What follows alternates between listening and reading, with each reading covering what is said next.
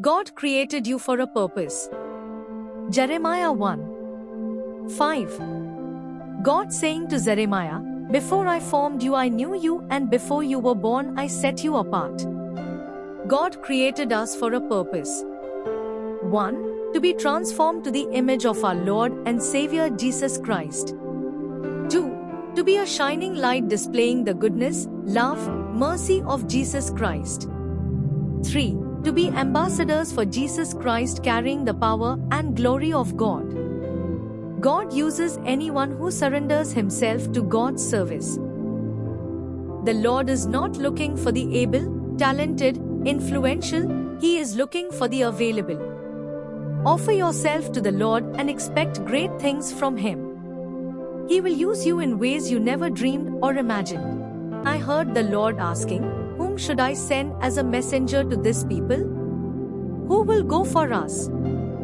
I said, "Here I am. Send me." We all have a call of God on our life that can only be fulfilled by us. Do you know your calling and are you fulfilling it? Like Gideon, we can often doubt ourselves or be blinded by our circumstances. Allow God to change your perspective. Activate your calling. And watch God change your storm into a story for His glory. Live for Jesus and fulfill God's purpose. Acts 13:26. David had served God's purpose in his own generation. David lived for the Lord and served God's purpose in his own generation. No wonder God called David, "A man after my own heart who will fulfill all that I want him to carry out." David truly served God's purpose in the choices he made in his own generation. David's devotion to the Lord was pure, holy and undivided to the Lord. 1. David faithfully took care of the sheep. When a bear and a lion came to attack the sheep, David killed it, rejoicing in the Lord, a task assigned by his father. 1 Samuel 17:34-35. 2. David had a great concern for the glory of God's name, and when God's name was defiled, David courageously faced Goliath and defeated him with a sling stone. 1 Samuel 17:40-51. 3. David always inquired from the Lord and moved forward to fight only when the Lord told him to. 1 Samuel 23. 4. David repented of his sin, adultery and murder, confessed it to the Lord when encountered by prophet Nathan but had to face its consequences. 2 Samuel 12:13-14. 5.